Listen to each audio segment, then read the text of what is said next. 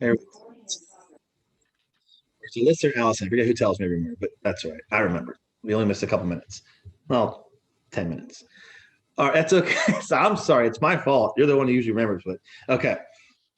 So the z-score for Bruce, we do 96 minus 79 divided by 7.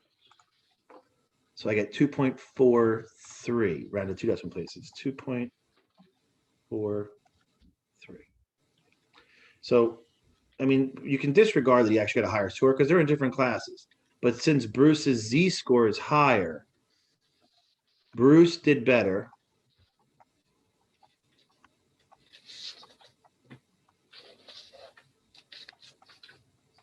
relative to his class.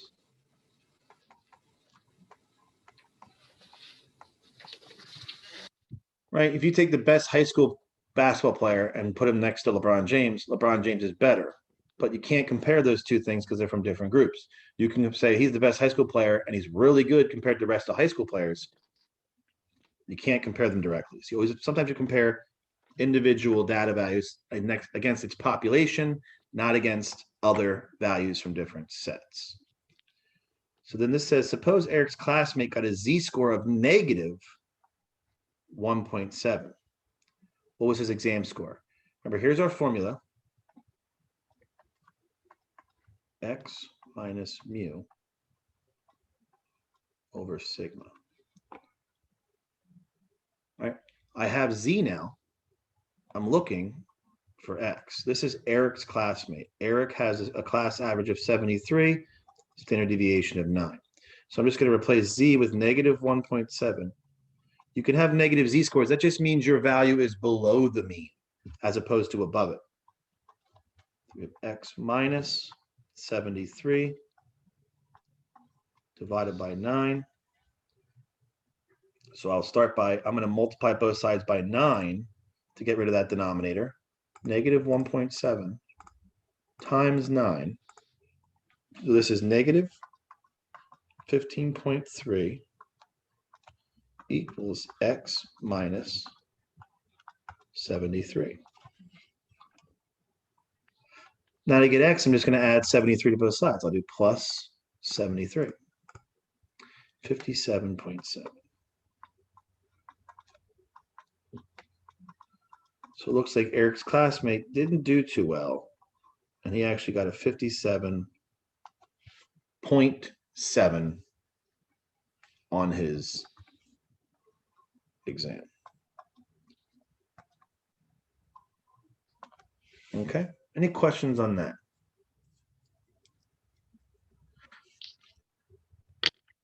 How did I get 15 point? Oh, so the first thing I did when I have this equation here was I started by multiplying both sides by 9 so that this would cross out. So I did 9 times negative 1.7 and I got negative 15.3. Okay. So if you're comparing two different data sets, two different things from two different data sets, this is the only real way you can do it. Right now, what else could we use a z-score for? Well, we're going to use the z-score when we start talking about the normal curve. So we'll look at some graphs, and then we will introduce the idea of a normal curve. So this, we have 3 bar graphs, 3 histograms. These are not bar graphs, they're histograms. And it wants us to match each of these to each one of these. So you'll notice that A, B, and C on the next page all have the same mean, 46, 46, 46. So all I can really look at is the standard deviations. I have a standard deviation of 26, 8, and 16. So if I look at these 3 graphs, I want to look at the one that has these. Which one do you think has the smallest standard deviation? Graph 1, graph 2, or graph 3? Which one has the smallest standard deviation? Their X values are all the same, so they didn't mess with these at all. The smallest. So remember, the smaller the standard deviation, the more compact it is. Yeah, Sherry, you're right. So of these 3 graphs, the most compacted graph, the narrowest graph, is this guy. So this is the graph with the smallest standard deviation. Whoops. Right. So yeah. So since these two humps are still part of the same data set. So since they're so spread out, this is going to have a very large. Is large. If these were two individual graphs, you're absolutely right. So here it looks like graph, we'll say this is B, this is graph B. The middle standard deviation is going to be this guy, this is going to be C, and this is going to be A. I don't think there's any questions like that, but just know the smaller the standard deviation, the more compact the data is.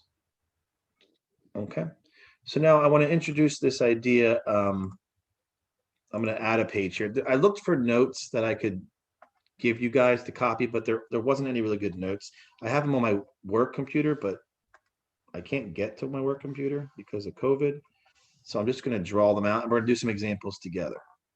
So let's say I have this graph here, and this is, we'll stick with women's heights.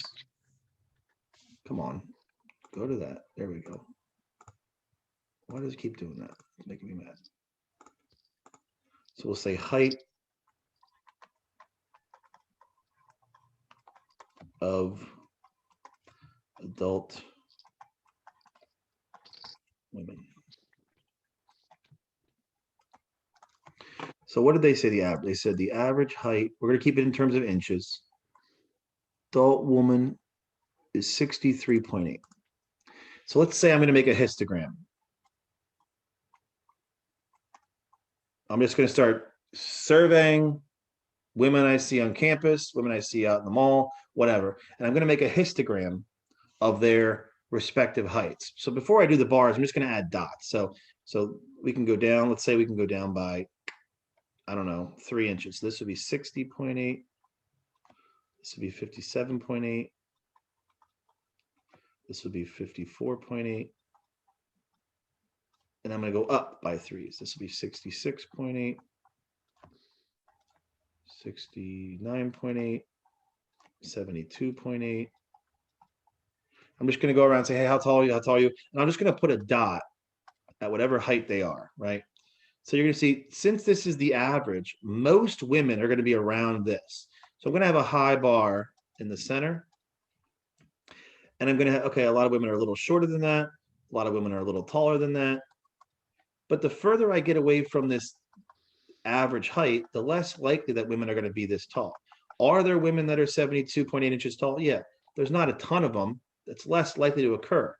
So you'll see as the further I get away from that average, the lower the bars are going to get, the shorter the bars are going to get. So you're going to end up with a graph that looks something like this, right?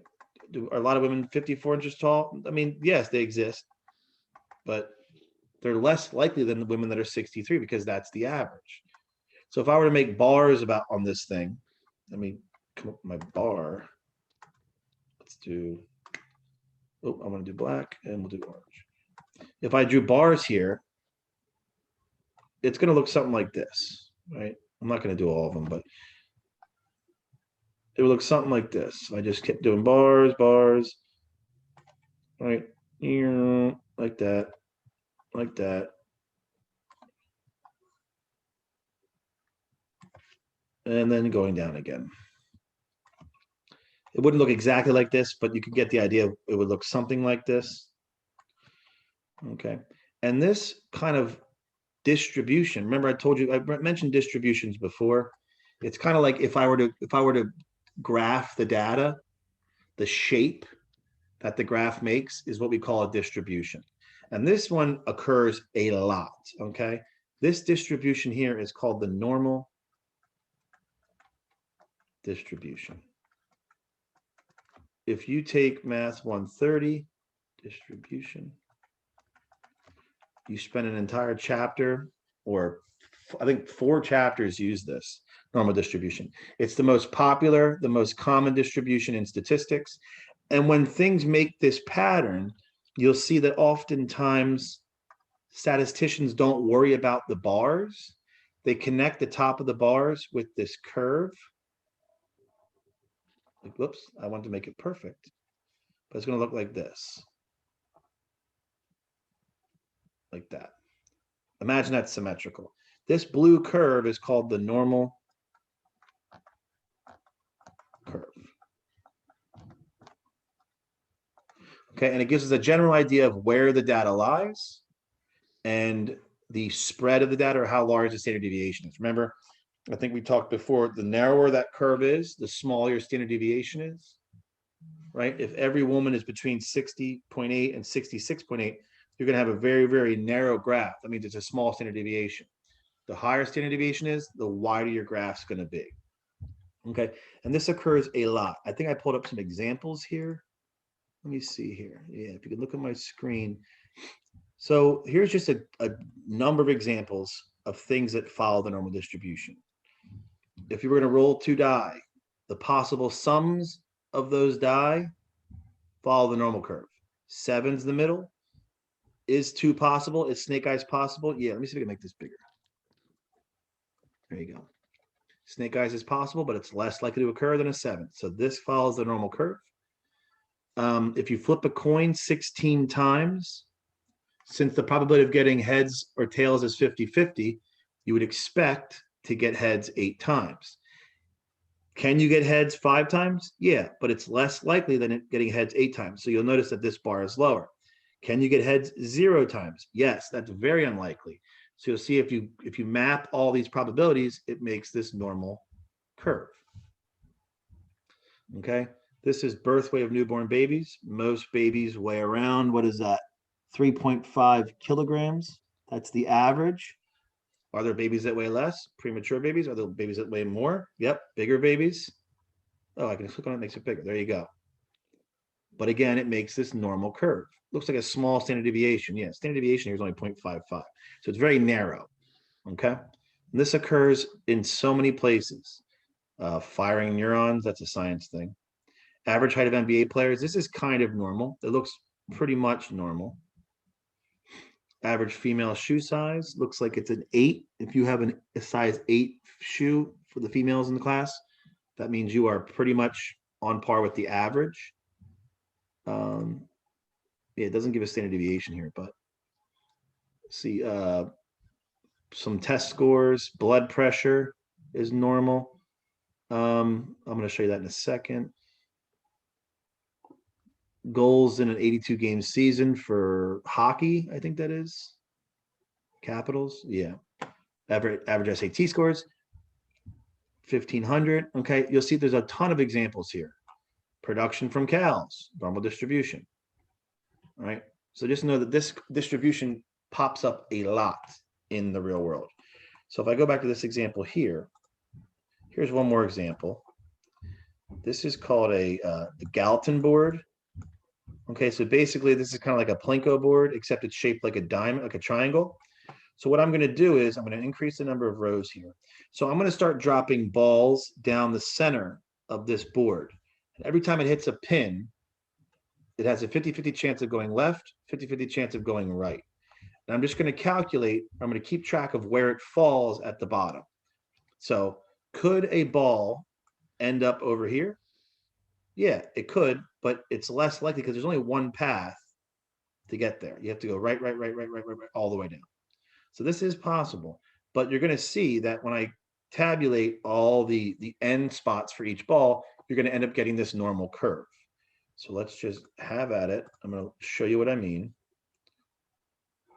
I'm going to let that run. We're going to come back to it. So see, it's starting to tabulate. I'm going to let that run, and I'm going to show you a real life example of this thing.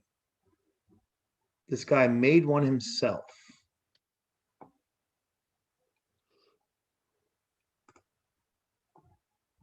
This is a real short video. It's 2.5 minutes.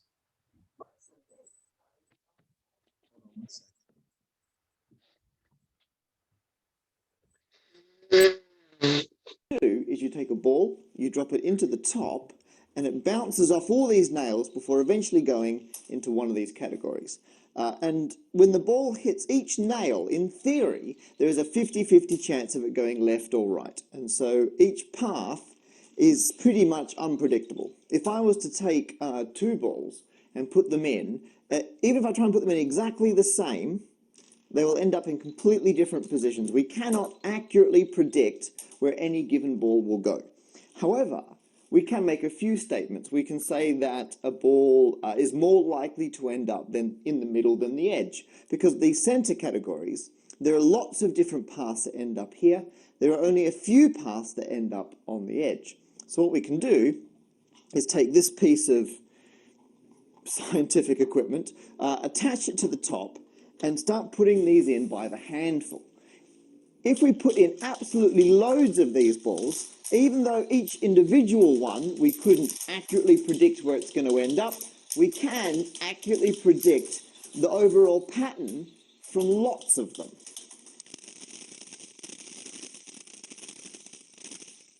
Right, and that pattern we end up with is called the normal distribution. In fact, we've got a few too many in the middle there. Now, a lot of things in nature follow this pattern. If you measure people's height, they will follow a normal distribution. Shoe sizes, a lot of things in science and engineering and maths match this kind of bell-shaped curve. In fact, those of you, if you've done A-level maths, you will know that because the ball has choices of going left or right on each one, this is actually a binomial distribution. And if you have lots and lots of balls going down, as you get more and more of them, it gets closer and closer to exactly matching the normal distribution. So there you are. In probability, you can't predict the exact location one ball will end up, but you can say a lot about what will happen across many balls. Okay, so that's just another example of the normal curve. If I go back to so you'll see this has been running, and we're getting this normal curve shape. No balls have fallen out here. They can. It is possible. Here comes one. It is possible for them to fall outside, but the further away from the center you get, further away from this middle 13, the less likely those are to occur. So you'll see you end up with this normal curve shape. Okay, I'm gonna let that run while we keep working. So we'll come back to that. So what can you say? What's that? How long will that take till the balls run out? It won't. They go on forever. I think this just keeps going up. Yeah. So we'll see what it gets to when we're done, right before we leave. So what can we say about this? Well, this normal curve, actually, we don't even need the vertical line anymore. Really, when you see a normal curve, all you have is the horizontal axis. And we'll do this. I used to be good at drawing these, but my drawing board, there we go. That's a nice one. So when you have this normal curve here, when something follows that bell shape, we just don't draw the bars anymore. We just draw this curve shape here. And in this particular case, it's really convenient because this middle value, well, this is going to be mu. This is the population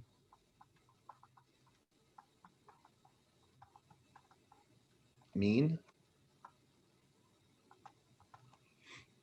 And it's nice because in this particular situation, the population mean, the median, and the mode are all the same value. They're all smack dab in the middle, but we don't label them median and mode. We always label the middle mu, which is the population average or population mean. And when you have this normal curve, generally speaking, you can break it up into these smaller groups. So I can do one tick mark here, one tick mark here. So do 3 tick marks to the left. You can do 3 tick marks to the right. And each of these tick marks represents one standard deviation. Remember, sigma is the standard deviation of the population. Whoops. Of the population. So I'm just going to label it like this. This is 1 sigma. This is 2 sigma. This is 3 sigma. This is -1 sigma. This is -2 sigma. This is -3 sigma. So generally speaking, if you're further away than 2 or definitely 3 standard deviations, the likelihood of you happening or of that thing occurring is very, very low. Okay. Some other things to notice is that these lines here, they don't go down and touch the axis. They kind of go, and they taper like that. If you've taken some maybe pre-calc, you've learned about asymptotes. basically this curve and the x-axis get closer and closer together, but they never touch, okay? This curve gets closer and closer to the x-axis, but they never touch. What does that mean? Can something be, let's say I go all the way down this line, and I am literally 17 standard deviations away from the mean. That's okay, Tyler. Thank you for letting me know. I'll see you. Have a good weekend. So can something be 17 standard deviations away from the mean? Yes. Is it likely? It's basically so unlikely that the probability is 0, but we don't say it's impossible. So as we go further and further down, those lines are basically going to be the same line. So the height of that bar is going to be so small that it's almost impossible, but we don't rule it out completely, okay? So you have to know that these lines never touch. This curve kind of goes on forever in both directions.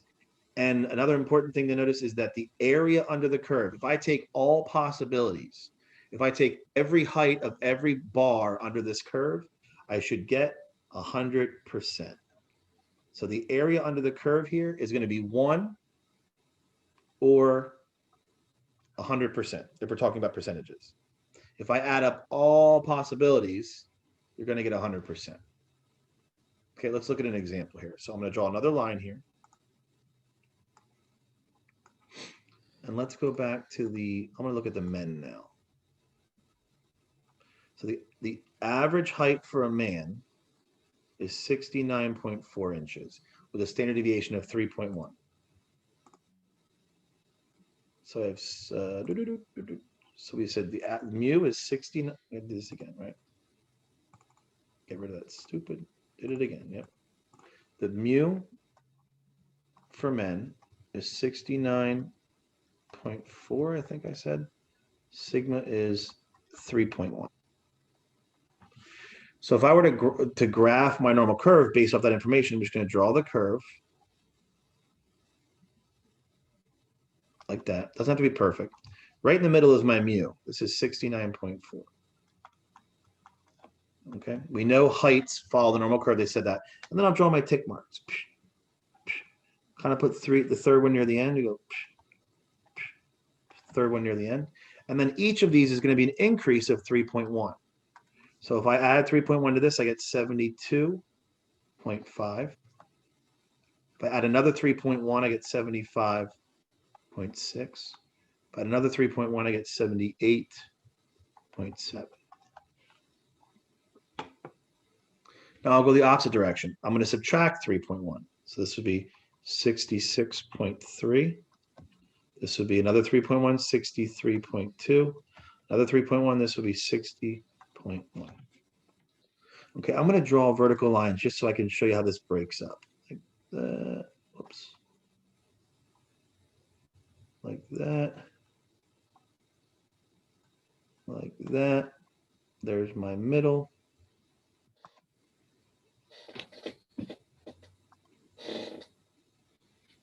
There's that, and there's that. So if I look at the data, I can see that most of the data falls within these two standard deviations. Most men are between 66.3 inches and 72.5 inches, okay? The vast majority of men are within two standard deviations, 63.2 and 75.6. Okay.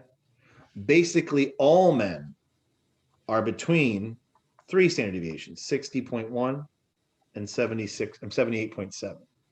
Are there men taller than 78.7 inches tall? Yes. Okay. Are there men shorter than 60.1? Yes. They're just very unlikely when compared to the rest of the population. If these were IQ scores, the average IQ is 100. Albert Einstein would be way out here. I think he's like 6 standard deviations away from the average. He exists, he existed, Stephen Hawking existed, but they're very, very, very unlikely. Okay, so how much data is contained within one standard deviation? How much of the data is contained within 2? How much is contained within 3? Well, there's a rule here. It's called the empirical rule. Okay, so it's on the next page of your notes. All that stuff was just added in. So when I have something that follows the normal curve, and we have a bell-shaped distribution. This should be called, we don't call it bell-shaped, we call it normal distribution.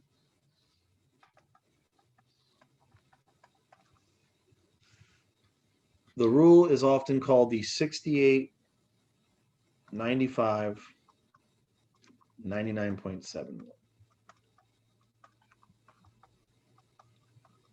Also called the empirical rule. Okay. All right, Joe, that's fine. Yep. Thank you. Have a good weekend. So it says when I have some normal curve that, and I divide it up like this, that's X bar minus 1 standard deviation. They just use sample notation instead of population notation. X bar is the sample mean, and S is the sample standard deviation. 68% of the entire population falls within 1 standard deviation of the mean. 95% fall within 2 standard deviations of the mean. And 99.7, basically almost all of the data fall within 3 standard deviations of the mean. Okay? Does that make sense? Will any of this be on the? There will be stuff like not necessarily with the empirical rule, but we're going to expand on the empirical rule. And I'm going to say, all right, I want to know about a value that's not 1 or 2 or 3 standard deviations away. I want to know what percentage is less than 1.5 standard deviations away. Okay. We'll get to that. We're going to do that just now, right now. Okay. All right. But just know if something is exactly 1 standard deviation away, that it's going to contain 68% of the data. If it's 2 away, it's going to contain 95%. And if it's 3 away, it's going to contain 99.7. It's going back to this male heights. I can say, based off the empirical rule, that 68% of men, if these numbers are correct, are between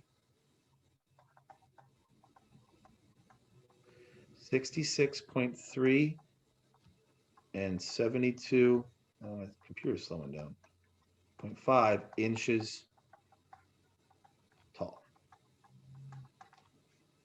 Okay, because this, from here to here, is 68% of the data. Okay, since it's symmetrical, if there's 68% between here and here, that means there's got to be 34 here and 34 here.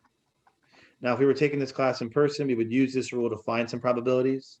You could fill in the rest of this chart using symmetry and the percentages. This is 13.5. This is 13.5. I think this is 2.35. This is 2.35. Then this is 0.15. And this is point. We don't need that because we're not going to use the empirical rule in MyAppMath, but we're going to expand and say, all right, I have some normal curve. I want to know what percentage of the data is less than a specific value. If that value is a whole number of standard deviations, we can use this rule. So if I said, if I'm going to pick a random man out of the population, what's the probability that the man's height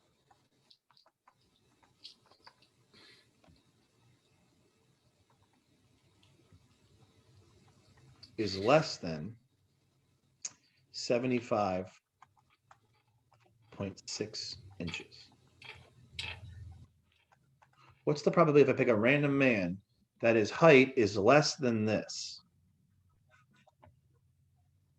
Well, I can just add up these sections. If I'm using the empirical rule, I just say it's this plus this plus this plus this plus this plus this.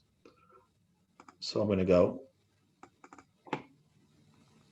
13.5 plus 34 plus 34 plus 13.5 plus 2.35 plus 0.15. So since 97.5% of the data is to the left of this, that means the chance of me picking a man that's shorter than that is 97.5%. Okay.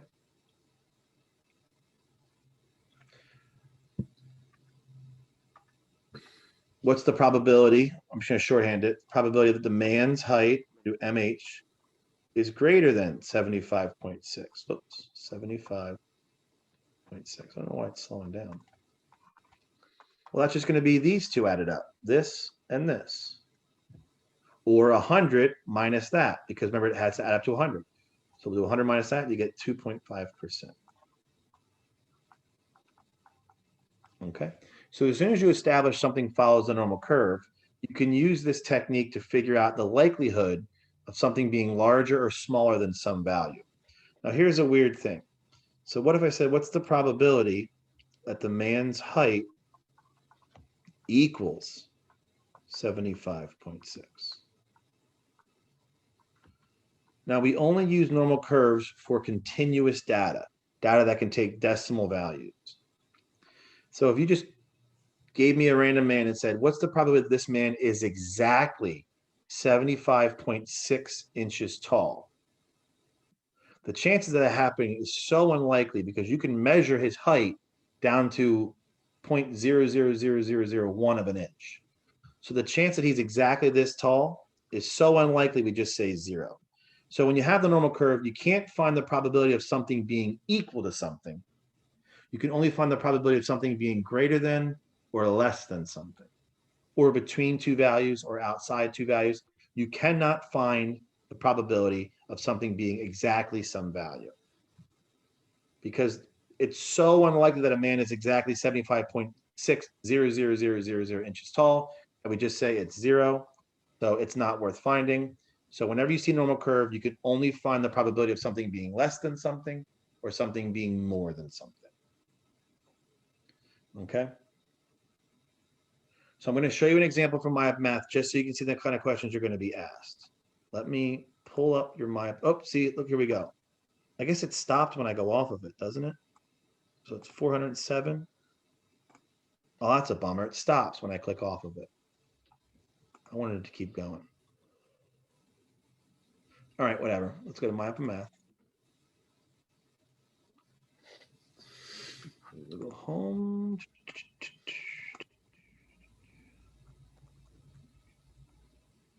Statistics. Let's do normal distribution.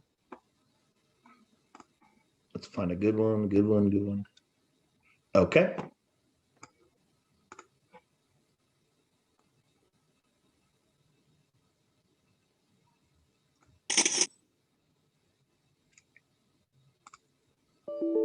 Let's just start with that one.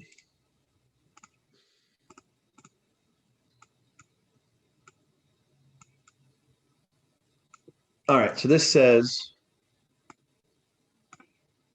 a manufacturer knows that their items have a normally distributed length. So as soon as you see that normally distributed, you can draw your normal curve like so with a mean of 17. So 17 is going to go right in the middle. Standard deviation of 2.8. I usually just write that off to the side somewhere. Sigma equals 2.8. It says if one item is chosen at random, what's the probability that it is less than 19.5 inches long? So let's add 19.5 to my graph. Here's 17. Doesn't really matter where you put it as long as it's on the right side. 19.5 is somewhere larger than that. So we'll put it right here. So it says, what's the chance that it's less than that? So I'm going to draw my line up. Whatever. Try and make it straight. All right, so now I'm going to see what's the area. Wait, is Alyssa's dog on the screen? I want to see her dog. Oh, that is a cute dog. That's an adorable. That's a beagle. It's adorable. All right, you got me sidetracked. All right, sorry. No, I'm putting the dog away. All right, so area to the left of this. I want to know what percentage of the graph is below 19.5. So I'm looking for this area. If 19.5 was one of these values, an actual number of standard deviations away, I could use the empirical rule. But it's not. Okay, it's not one of those perfect standard deviations away from the mean. So I have to figure out a different way to find the area to the left of this value. So what I'm going to do is I'm going to use, why is this going backwards? I'm going to erase that. There we go. I'm going to use the z-score for this data value. That's going to tell me how many standard deviations away from the mean this is. because it's not 1, it's not 2, it's not some whole number. I got to figure out exactly how many standard deviations away from the mean 19.5 is. So I'm going to have to use this formula again.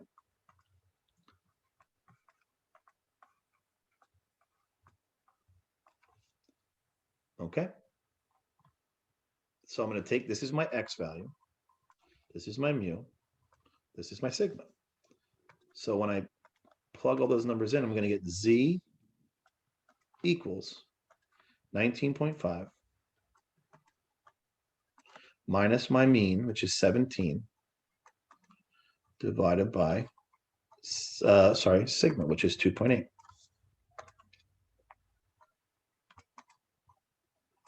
Okay, so the Z-score here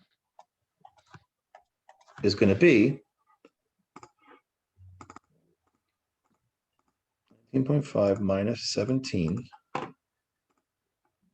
divided by 2.8. So I get a Z-score, remember 2 decimal places is 0.89. So we'll do 0.89. So a value of 19.5 is 0.89 standard deviations above the mean. Okay. So it's pretty likely. But now I need to figure out a way to convert this Z-score into an area under the curve. Okay.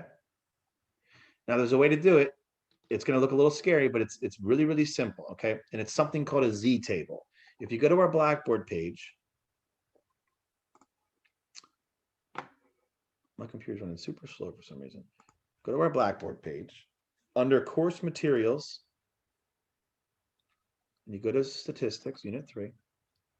You'll see at the very top here is a Z table. You're going to click on that, and that'll help you convert your Z scores to an area under the curve.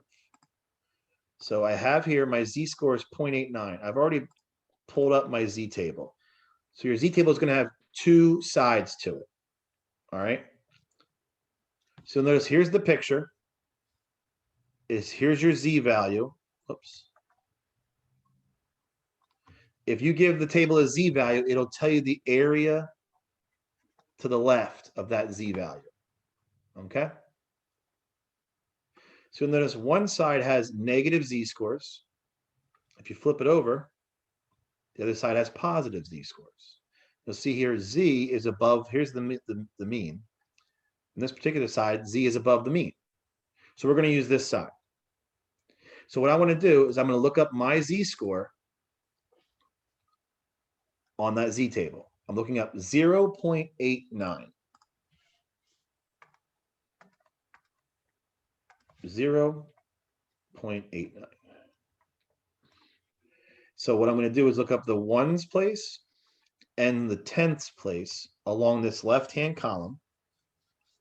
And then I'm going to look up the hundredths place along this row here, okay, and see where they match. It's kind of like Battleship. So I'm going to look up 0.8. 0.8 is right here. 0.8 right there. 0.89. Well, this would be 0.80. Notice the 0 here. This number here would be 0.81. So if I look up 0.89, I'm going to go all the way to the end where I have 0.09. So where they meet right here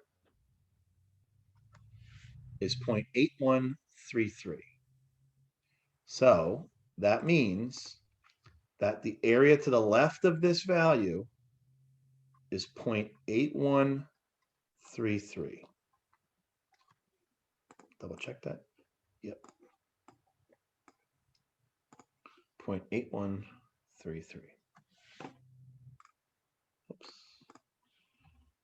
Okay. So it says, what is the probability that a person would be less than 19.5 inches? That's going to be 0.8133.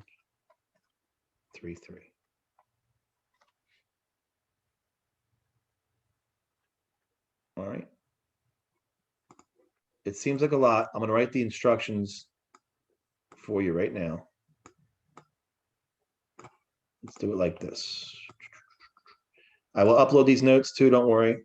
End the video as soon as we're done. Step 1 is draw your curve. with the mean and data value. Step 2 will be convert your data value to a z-score. Step 3, determine if you are looking for a probability of less than or greater than. Use z-table to find probability. Those are the 4 steps, okay? We'll do one more just like this, and then we won't have time, but I'll show you, we'll spend Monday doing the other way. Let me pull up another one real quick. I'm gonna try and run through this real quick, just so we have one more example. Less than. No. I want another one. Darn it, we're not gonna have time. Because I still want to talk about some other stuff. Okay, well then we'll hold off for Monday for that stuff. So Monday, we're going to spend Monday's class talking about, all right, what if I want to find the area between two values? Let's say I'm going to find the area between 19.5 and 16. I want to find this. What do I do? It's a similar process, not exactly the same. What if I want to find the probability of being greater than some value? If I wanted to find the probability of being greater than 19.5. Similar process, but there's still some extra stuff you have to do. Okay, so we're going to spend Monday solving these problems, these types of problems. It looks like as of right now, Wednesday, we're going to use, Wednesday the 7th will be used. What if I want to go completely backwards? What if I said, I want to know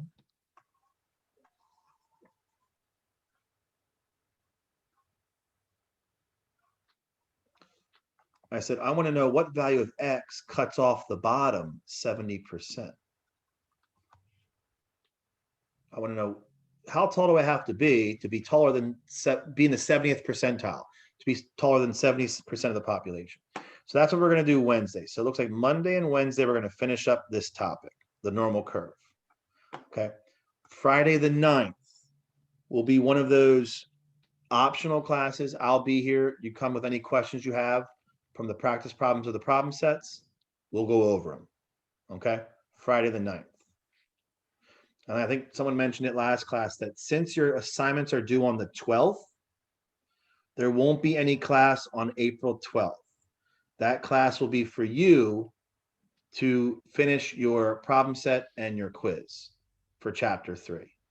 Okay, so again, the 5th and the 7th, we will use to finish up the normal curve. The 9th will be an optional class. You can come with questions. The 12th, we will not have class because that'll be for you to finish your assignments. Okay. Are there any questions before we go for the weekend? Any last questions? Okay. Well, then that being said, I will see you guys Monday. Have a wonderful weekend. If you celebrate Easter, have a wonderful Easter. And I'll see you Monday morning. All right. See ya. Take care.